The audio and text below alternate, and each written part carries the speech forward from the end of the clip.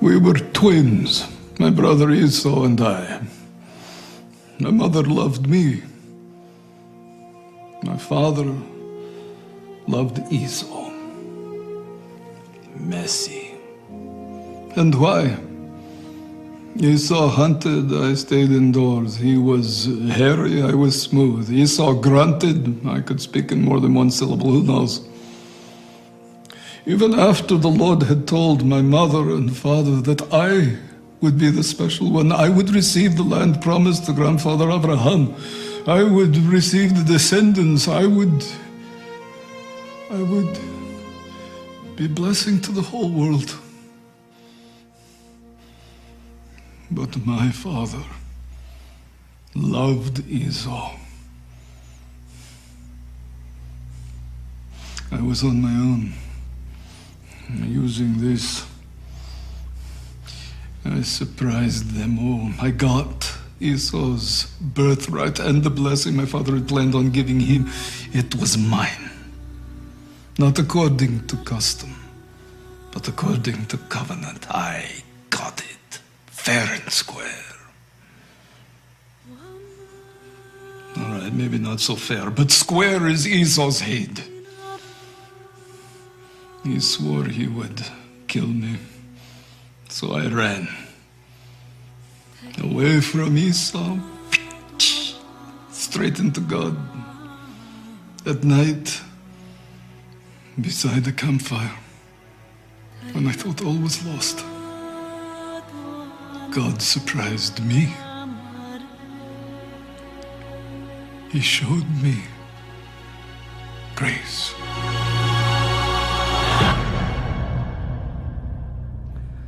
Genesis 27 is where we'll be this morning as we continue the messy life of Jacob. Do you think that it's okay for us to believe the spring is here? No. You're probably right. It is West Michigan. But at the same time, as I look at the calendar and I see days passing as we get closer to the summer, closer to July, I'm a little uncertain. I turned 40 in July. I don't know, maybe that didn't affect you. I never thought like a number would affect me, but as it gets closer, I'm starting to think that maybe it will. So I haven't decided whether I'm going to enter my prime or I need to decide on a midlife crisis. That is still up in the air. Life seems surreal at times because there's times where I think I should still be 12, but then I have a high schooler that's gonna have a high schooler this next year, and they're having all these conversations about him driving, to which Michigan, I don't approve, allows kids to begin that process at 14 years and 9 months. That was not the case in New York. You had to be 16, and for me, I had friends that drove, and with a permit, you couldn't drive past 9 without taking driver's ed because it wasn't required, and I didn't want to take it, and so I didn't get my license until I was 17, and so I don't trust my 14 and 9-month son behind the wheel of a car, and I don't think I will. Even at 17, one of the first weekends that I had my license, my parents were going to visit my older siblings at college. I was actually going to take a college visit with another family leaving the next day. I was able to drive. I was told only drive to and from school and don't do anything else. I didn't do that. I went out with friends. I was the one who drove. And we were out and about and apparently looked suspicious because all of a sudden I see lights in the rear view mirror. We get pulled over. This is so soon in the process. I don't even have an actual license. I have the paper that says I passed the driver's test, to which through that process, the guy had to grab the wheel and help me parallel park. So I don't even know how I still passed. But luckily enough, fortunately enough, he was just seeing what we were doing. He was like, did you really pass the test? And I was like, well, yeah, I mean, I have the paper here. My license is coming. And he let us off. A story that there was many ways my parents could have found out, but they never did. I tell this story in front of my kids, not to give them ideas of what they're going to be able to do, because I will know. I will know everything you try to do behind my back. Unfortunately, my parents didn't know. In a not so serious example, when I was in 9th grade, my best friend and I, tennis was my spring sport, and so it was a rainy Saturday day. We were home alone at my house, and so we couldn't go out and practice tennis. So we decided to play tennis in the kitchen. And so what we did was we started firing tennis balls at each other in this small galley kitchen with a dining room table on the end, where at one point I fired a tennis ball, he goes up, elbows the ceiling fan chandelier, and it breaks. It's never a good idea to play tennis in the kitchen, but what are we gonna do in this moment? Looking around, thinking, I found some rubber cement. Now, I don't even know if rubber cement exists anymore. Maybe a little too strong of a smell. But I got the idea, maybe we can rubber cement these pieces back up on the light of this chandelier, and I wouldn't say it worked, but it at least stuck. For a couple weeks after, that's all I can see in the kitchen and don't understand how anybody else cannot see it. I totally forget about it. About 9 months later, I'm in the kitchen with my mom, and the pieces of the light fell off. Here's the thing. She looked at it and she was confused, and she sees just like the remnants of old rubber cement, and she's like, this must have melted off. Again, scot-free. Parents never found out what I did. Apparently it was this spontaneous happening of melting chandelier glass all over our table. I give you those terrible examples to bring us to a serious question, and that is this. How good are you at hiding your mess? How good are you at hiding your mess? Some of you this morning are an open book. It's out there for everybody to see. It's out there, and it's known in your marriage. It's known in your family. It's known with your friends. But as much as we would sit here and believe that this is a spiritual hospital for those who come in with brokenness and mess, and as much as on the surface we would agree we're all a mess, our tendency, it's still to hide the mess. We're afraid of the mess. We fear the mess. That exposure is uncomfortable, and I get it because that is me. But there are different areas in our life, whether it is addiction or anger or bitterness, that are tearing us apart inside, and we can only hide it for so long. Look at what 2 Timothy 2 says. I just want to put this before you this morning. This is a trustworthy saying. The saying is trustworthy, for if we have died with him, we will also live with him. Can we just start with the good news of the gospel this morning? Building off of last week of Jesus owning and defeating our mess. This is it. Despite the mess, through the mess, defeating the mess, we die with Christ because of what he did through his life, death, and resurrection, and get to live with him. That's the gospel for our mess. But there also is a cycle and a pattern that we can live in our life that leaves us in our mess. The good news in this life and in this sanctification process, if we endure, we will also reign with him. But if we deny him, he also will deny us. Jesus can't deny himself. He's not gonna stand with us if you are in complete denial and unwilling by grace through faith to see the goodness of God. There are certain cycles and patterns, and we can look at 2 Timothy and almost see a cycle and a pattern to avoid the mess, but we're not so good at avoiding messes, are we? It's not a cycle of endurance at times. It is a cycle of denial. See, what we struggle with the most is not getting what we want when we want it. This is a theme in our household with our 3 boys, but the more and more I fail at parenting, but the more and more I parent and hear the things coming out of my mouth to my kids, I'm realizing that these are the same things that I believe the Lord is trying to instill in me. We don't get what we want when we want it. So what do? We respond. We respond in such a negative way that creates a further divide in our mentality and our attitudes and our heart for the Lord, that what we embrace is actually more consequence because of choices in our lives. And in the end, we don't ever get what we want. See, there's a logic to 2 Timothy 2, but what we can see in our mess, that sin is never logical. There's an insanity somewhat to our sin where those who are trying to pursue Christ continue to do the same things over and over again in our sin, in our bents, and we expect a different result. Oftentimes we see blessing and curse, and in our brokenness, we embrace the curse. We saw that in the garden, living the life of blessing, but the choice of sin resulted in a curse. We see the flood as a curse to the whole world, yet you see the blessing to the family of Noah.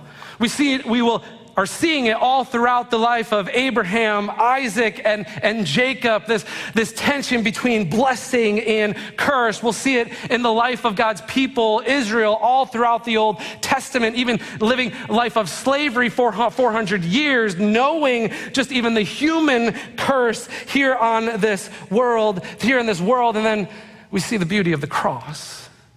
The curse poured out on Jesus, our Savior, yet the blessing of if we have died with him, we will also live with him. This tension of blessing and curse continues all throughout the family of Jacob.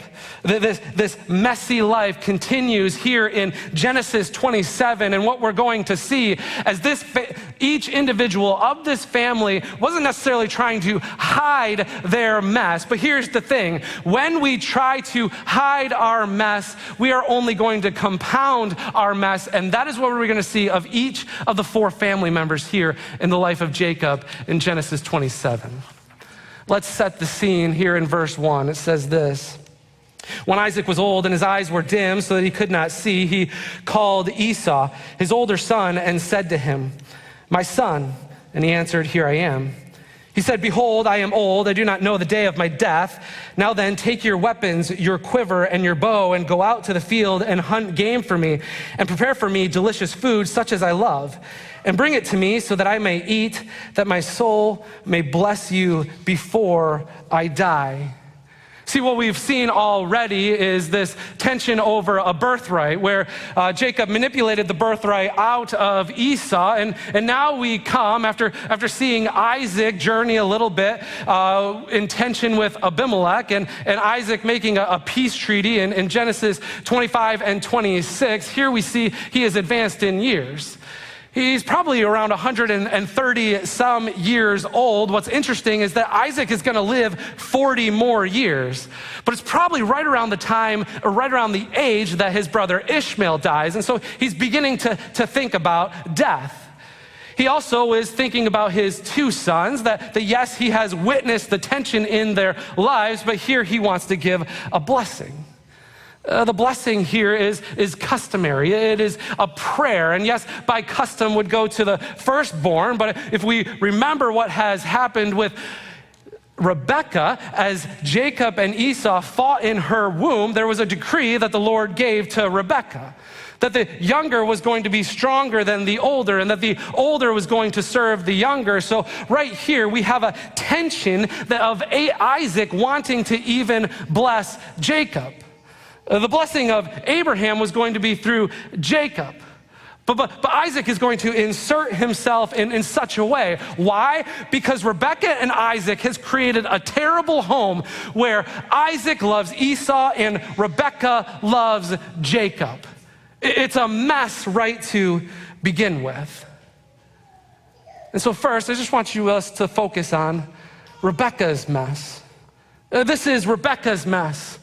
It's that favoritism insists on control. Picking up in verse 5, now Rebekah was listening when Isaac spoke to his son Esau. So when Esau went to the field to hunt for game and bring it food that So when Esau went to the field to hunt for game and bring it, Rebekah said to her son Jacob, I heard your father speak to your brother Esau. Bring me game and prepare for me delicious food that I may eat it and bless you before the Lord before I die. Now therefore, my son, obey my voice as I command you. Go to the flock and bring me 2 good young goats, so that I may prepare from them delicious food for your father, such as he loves. And you shall bring it to your father to eat, so that he may bless you before he dies. But Jacob said to Rebekah, his mother, behold, my brother Esau is a hairy man, and I am a smooth man.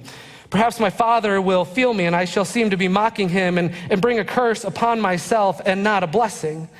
His mother said to him, let your curse be on me, my son. Only obey my voice and go bring them to me. So he went and took them and brought them to his mother. And his mother prepared delicious food, such as his father loved. Then Rebekah took the best garments of Esau, her older son, which were with her in the house, and put them on Jacob, her younger son. And the skins of the young goats she put on his hands and on the smooth parts of his neck. And she put the delicious food and the bread, which she had prepared, into the hand of her son Jacob. Rebekah, what's gone wrong? What do we know of Rebekah? When Abraham sent a servant out to find a wife for Isaac, he went and he found Rebekah. If you go back to that text where Rebekah willingly, because she sees the providence of God, travels all the way without even knowing Isaac, become his wife, you see a trust in the sovereignty of God, a trust in the providence of God, a belief that God's hand was completely for her. But Rebekah's made a decision. She's made a decision here to go to great lengths. See, despite where Isaac is and what Isaac believes and who Isaac wants to bless, why does Rebekah think that Isaac can get in the way of what God is going to do? It was the battle of Esau and Jacob in her womb that she felt. It was the Lord telling her what was going to happen between her 2 sons. But here she feels like she has to take things under her control. That's really what any type of favoritism will do to us. It will force us to have to take control. Do you like control?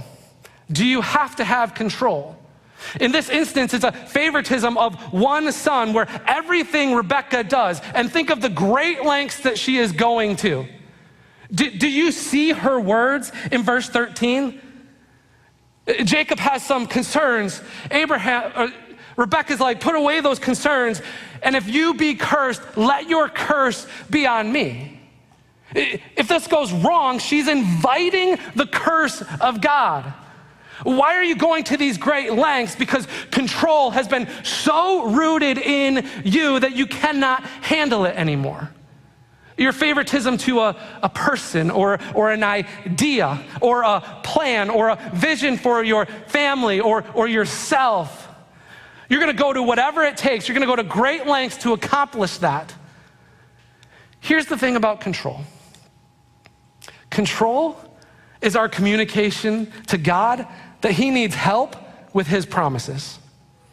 That God needs help with his promises.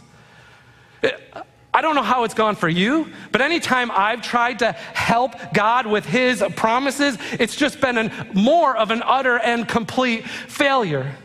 Here's the thing, control moves us to believing that God needs help with our promises, and in all the lengths that we go, what happens is that we actually begin to write God out of his own promises. This control completely eats up Rebekah. It's dividing her marriage. It's dividing her home. Is control doing the same in your life? We're going to continue and see Isaac's mess. What is Isaac's mess in this text? We're going to pick it back up in verse 18. It's that Isaac's indifference generates opposition. Verse 18 says this, so he went in to his father and said, my father. And he said, here I am. Who are you, my son? Jacob said to his father, I am Esau, your firstborn. That's lie number 1 for Jacob. I've done as you told me. Now sit up and eat of my game, that your soul may bless me." But Isaac said to his son, "How is it that you have found it so quickly, my son?" He answered with great boldness here, "Because the Lord your God granted me success." Jacob's second lie. Then Isaac said to Jacob, "Please come near that I may feel you, my son, to know whether you are really my son Esau or not." So Jacob went near to Isaac his father, who felt him and said, "The voice is Jacob's voice, but the hands are the hands of Esau." And he did not recognize him, because his hands were hairy like his brother Esau's hands. So he blessed him. He said again, "Are you really my son Esau?" He answered, "I am." Jacob's third lie. Then he said, "Bring it near to me that I may eat of my son's game and bless you." So he brought it near to him, and he ate, and he brought him wine, and he drank. Then his father Isaac said to him, "Come near and kiss me, my son." A betrayal of a kiss. Make note of that. Verse 27, so he came near and kissed him. And Isaac smelled the smell of his garments and blessed him and said, "See, the smell of my son is as the smell of a field that the Lord has blessed. May God give you of the dew of heaven and of the fatness of the earth and plenty of grain and wine. Let people serve you and nations bow down to you. Be Lord over your brothers, and may your mother's sons bow down to you. Cursed be everyone who curses you, and blessed be everyone who blesses you." Isaac relies on his taste. He relies on his touch, he relies on his smell, but he ignores the sound of Jacob's voice. If you have been observing Isaac through Genesis, he is known as really a passive or secondary character. The story of he and Abraham going up to the mount for his sacrifice. We don't know a lot about Isaac in that instance. He's a secondary, passive character. He falls into the same generational sin, as it would seem, of a choice before Abimelech, of giving up Rebekah, very, very passive in his marriage. But the second that we read that Isaac loves Esau and Rebekah loves Jacob, we see that Isaac has been very passive in his own home. Listen, I get that Isaac is old. I get that he can't see, but I know the voice of my three sons. I know that is them. I don't know how hairy Esau was, and maybe with him being that crazy hairy that you needed goat skin on the arms and the back of the neck to mimic him. Maybe, I don't know how Esau has two wives at this point in that regard, but there is something crazy going on here. And it is a result of a passive dad, a passive Isaac. A selfish Isaac, even in his, would you go out and prepare the meal that I want? Yes, this blessing would have been an occasion. Yes, this blessing would have been a big deal, but it is all even about Isaac in this moment. It's about him having the son that he wants, receiving the blessing. Can I speak to our parenting for a second? Think about Esau and Jacob. Think about specifically even just the relationship between Isaac and Jacob. Isaac loves Esau. Dad, does that mean that you don't love me? You don't love what I'm about? You're disappointed in me because I'm not the one out in the field?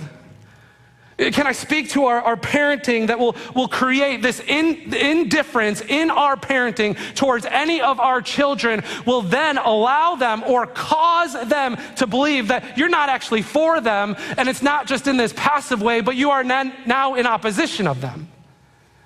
When did Jacob ever hear from Isaac, "I love you"? I wonder. Listen, it is parent brutality for our children not to hear the words, "I love you" from us. Don't ever withhold that. If you're someone who maybe wouldn't thrive on emotion and you may struggle, it doesn't matter. You are going to press through and see the eyes of your children and know that they need to hear from you as parents and us as parents. I love you. I love how God created you. I love how God made you. I love how he's given you this passion. They need to know that you are not passive, that you are not opposed, but that you are completely for your children. And maybe as your children have grown up, or maybe they aren't grown up, and you're like, well, my kid's unlovable. How about we check the unlovableness at the door because you and I are unlovable? And so would we press into our children, and even as they grow up, would they know that we love them so that the prodigal, even in years to come, knows there is a home for them to come back to? Parents, it's also brutal for our kids to live in an environment of disagreement. Maybe you love to agree to disagree. Maybe you are like me at times and just enjoy being disagreeable. I'm not talking about debatable things. I'm not talking about trivial things. I'm talking about decisive matters of your home. Agreeing to disagree cannot be an option. When you're making decisions for your home, to agree to disagree means a decision is going to be made where mom and dad are going in completely opposite directions, which means your children will go in completely opposite directions and be divided and have to choose sides. In moments of agreeing to disagree, you press into the Lord. What does he want us to do? We're going to continue to press into the Lord to see how he is going to lead and how he is going to answer to bring us together on a decision that we agree with. And even if you as spouse would have made a different decision, the Lord has moved you in a place where you respect, you align, and you support one another's decision as the Lord moves your family together. It is indifference with our children. It is in disagreement that is going to completely divide and compound the mess of our families, which are already made up of messy people. We've seen Rebekah's mess. We've seen Isaac's mess. Now, Esau's mess. Read with me in verse 30. As soon as Isaac had finished blessing Jacob, when Jacob had scarcely gone out from the presence of Isaac, his father, Esau, his brother, came in from his hunting. He also prepared delicious food and brought it to his father. And he said to his father, "Let my father arise and eat of his son's game, that you may bless me." His father Isaac said to him, "Who are you?" He answered, "I am your son, your firstborn Esau." Then Isaac trembled very violently and said, "Who was it then that hunted game and brought it to me, and I ate it all before you came, and I have blessed him? Yes, and he shall be blessed." As soon as Esau heard the words of his father, he cried out with an exceedingly great and bitter cry and said to his father, "Bless me, even me also, O my father." But he said, "Your brother came deceitfully, and he has taken away your blessing." Esau said, "Is he not rightly named Jacob? For he cheated me these 2 times. He took away my birthright." Well, let's remember Esau gave away his birthright. "And behold, now he has taken away my blessing." Then he said, "Have you not reserved a blessing for me?" Isaac answered Esau and said to Esau, "Behold, I have made him lord over you, and all his brothers I have given to him for servants, and with grain and wine I have sustained him. What then can I do to you, my son?" Esau said to his father, "Have you but one blessing, my father? Bless me, even me also, O my father." And Esau lifted up his voice and wept. Then Isaac his father answered and said to him, "Behold, away from the fatness of the earth shall your dwelling be, and away from the dew of heaven on high. By your sword you shall live, and you shall serve your brother. But when you grow restless, you shall break his yoke from your neck." Now Esau hated Jacob because of the blessing with which his father had blessed him. And Esau said to him, "The days of mourning for my father are approaching. Then I will kill my brother Jacob." For Esau, years and years and years of bitterness mandated his revenge. This is Esau. This is his experience through the manipulation of Jacob with his birthright and the deceit here in the family that has caused Esau to be in the place where he is. Hate, bitterness, revenge. When I first started really living into this text, I actually started to have sympathy for Esau. If I look at my three sons, I'm going to find a way of how I can bless all three of them, regardless of custom. See, but here's what we need to see in the bigger picture. If you walk through the life of Esau, we'll see in Hebrews that he is known as being unholy. See, it was even in the situation of selling his birthright that he saw this birthright from his father really as it wasn't sacred. It wasn't a sacred thing to him. He was focused on the temporal, the focused on satisfying the flesh in that moment. But we can also watch Esau's life, and these are grown adults at this time.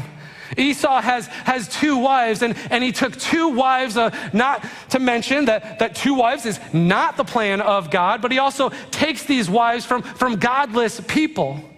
So he never saw the birthright as sacred. He never saw marriage as sacred. And so we can conclude and see as a result of what builds in Esau, the hate, the bitterness, the revenge of wanting to murder his brother, that Esau is in a very dark place.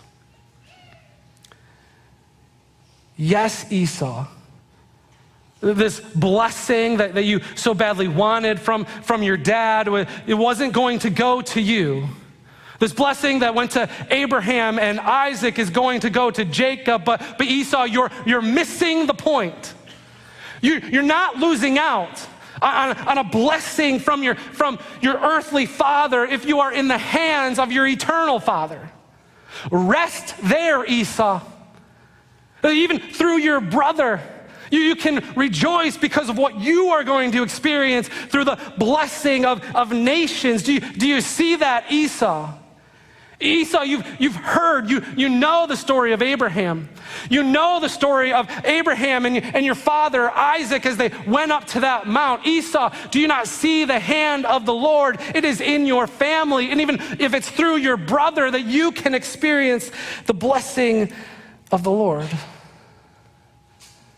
But Esau didn't get what he wanted. And Esau chooses to respond the way that God doesn't want him to.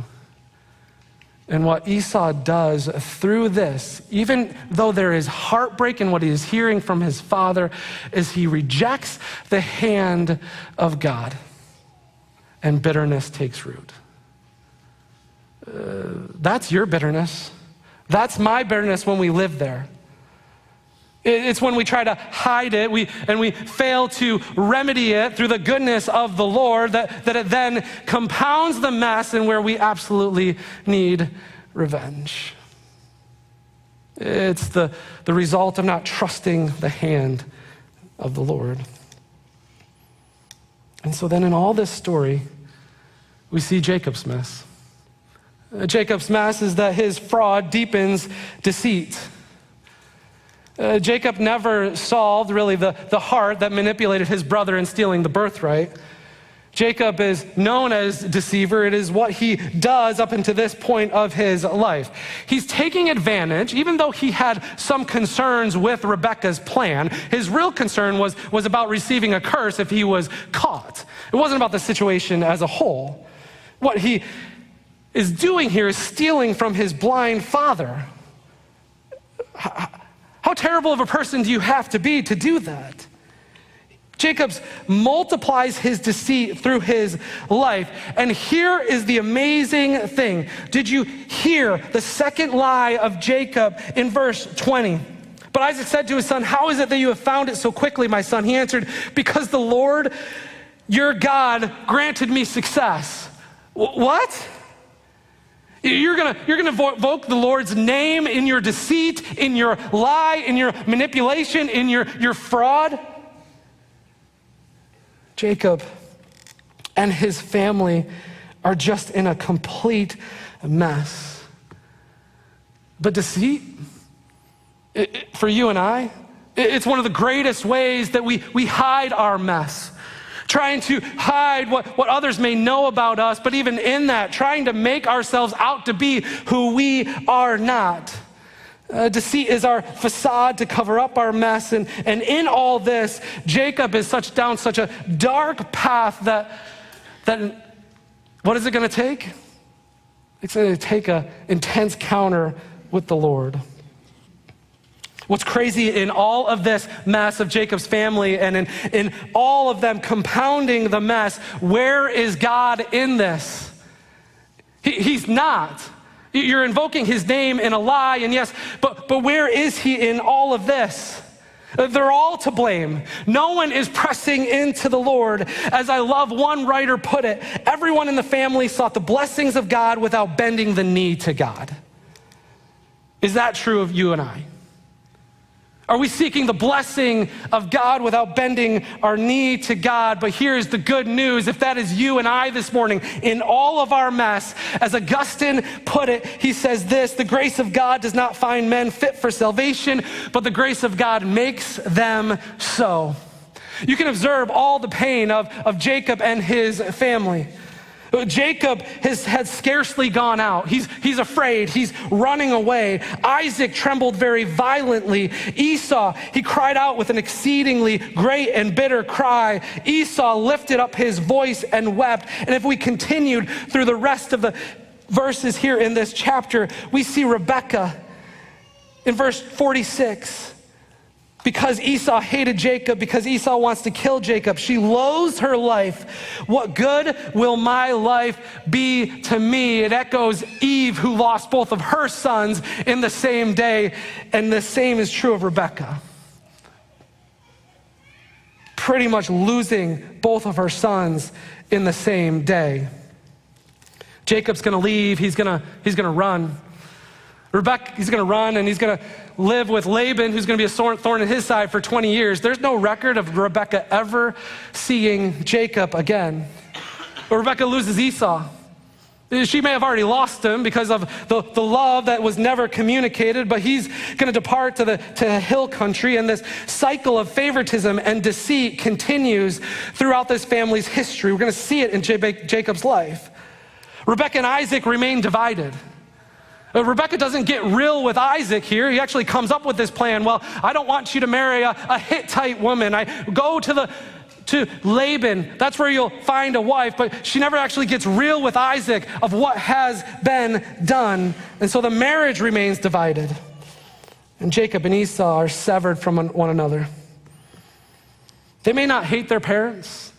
Esau here is willing to wait for Isaac to die and mourn his death before he kills his brother, but they certainly hate each other. It's almost as we've seen this cycle from 2 Timothy 2, that the saying is trustworthy, for if we have died with him, we will also live with him. If we endure, we will also reign with him. But the story of Jacob and his family is right there. If we deny him, he also will deny us. It's their story of denial, but God. Because look at what 2 Timothy 2:13 says. The verse right after. If we are faithless, he remains faithful. That's me. I've lived my life in moments of little to no endurance. I've chosen to go my own way and lived seasons of my life in complete denial. The way to describe that, the way to describe us, the way to describe Jacob's family is faithless, but the beauty of the gospel is that he remains faithful. And it's completely undeserved. So what can we press into this morning? We can press into the faithfulness of God. And what can the faithfulness of God do for us in our lives? It can move us to build cultures of agreement and cultures of confession. That is what confession is. Confession is agreement with God. I had conversations in our home, even most recently, and then they've gone one of two ways, where where they're hearing from me and we're pressing into the Lord, and I've heard the words, I agree. But I've also had conversations with my sons in the last couple weeks where I hear the response, I don't like to do that. I don't like to look in the mirror. I don't like to see the mess. But will we not fear the grace of God, because it's in the grace of God where we find our true safety? And so would we start to build culture in our home, in this place, in our marriages, in our parents, where we are not afraid of confession? Confession is the greatest agreement of our lives. A confession is an agreement with the one who is truth and an agreement with what is true. And it's through confession that it paves the way for the greatest restoration of our lives. Do you want that? In all this mess, do you desire the reconciliation, the restoration? That culture is going to be built through confession. So this week, can I just press into you to use these words throughout your family? I agree with you. Even in trivial matters, because agreement begins to build the unity of your home. But what really needs to happen is we need to go before our husbands and our wives and our children and our parents and our friends and just say, I confess. I have been unloving. I have been controlling. I have been bitter. I have been angry. I have played favorites. Will you forgive me? In the Kemmer household, we really know, because it's preached, that I'm sorry doesn't communicate anything. Sorry may communicate communicate in accidental matters, but in the intentional matters of our sin, I'm sorry communicates nothing. Do you utter the words, will you forgive me, in your home? Do you utter the words, I am wrong? Do you utter the words, I agree with you, I see it the way you see it, and I was wrong, will you forgive me? They're short statements that will completely change the culture of your home. Would we not be afraid of confession? Listen, I understand that we're afraid of confession because of the hurt.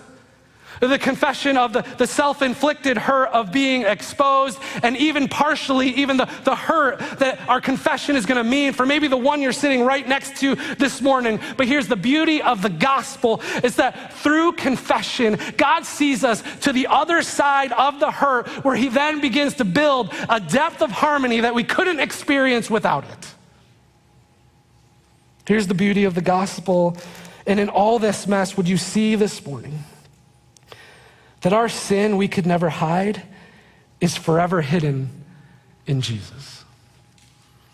The mess that you brought in, the mess that you've tried to hide, the mess that you are compounding with decision after decision, want you to know this morning that it's hidden in Jesus Christ through his life, death, and resurrection. How is Elohim, how is Yahweh known as the God of Abraham? Because of Jesus. How is he known as the God of Isaac? It's because of Jesus. How is he known as the God of Jacob? Look at the disaster and the mess. It's because of Jesus. And looking at your own mess, how is he known as your God and my God? It is all because of Jesus. Can I just exhort you as we close with the words of Hebrews 12? It says this, therefore lift your drooping hands and strengthen your weak knees. Make paths straight for your feet, so that what is lame may not be put out of joint, but rather be healed. Strive for peace with everyone and for the holiness without which no one will see the Lord. See to it that no one fails to obtain the grace of God, that no root of bitterness springs up and causes trouble, and by it many become defiled, that no one is sexually immoral or unholy like Esau, who sold his birthright for a single meal. For you know that afterward, when he desired to inherit the blessing, he was rejected, for he found no place for a change of mind in his father, though he sought it diligently with tears. What did Esau miss? He missed the grace of God. What we can't miss is the grace of God. A husband, you're in your wife's mess, be sure that she doesn't miss the grace of God. Wives, in your husband's mess, would you make sure that he doesn't miss the grace of God? Brothers, sisters, friends, make sure that we don't miss the grace of God from one another. What about you? You're here this morning, and these would be the words: I am a complete mess. Welcome to the club. Would you and I be sure to not miss the grace of God? Because in this rather godless narrative, don't miss this. It's something I'm not missing. Is that Jesus, he was willing to put on the garments of another. The messy garments that smelled, that were dirty, that were with sin after sin after sin after sin. And he looks at you and he looks at me with our garments on, and he said, let his curse be on me. That's Jesus. That's his grace. He put on our garments to give us a robe of righteousness, and he took our curse to give us his blessing. Let's find our hope and rest there. Heavenly Father, you are so good.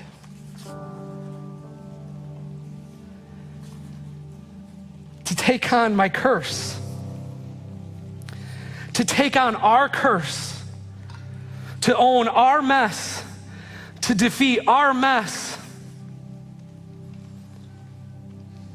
Lord, because of it, will we just continually get real with you, real with our confession, real with our agreement with you, Lord? Would it transform the culture of our homes, our marriages, our relationships, this church, to just rest again and again and again in the good news of the gospel. It's in your name we pray.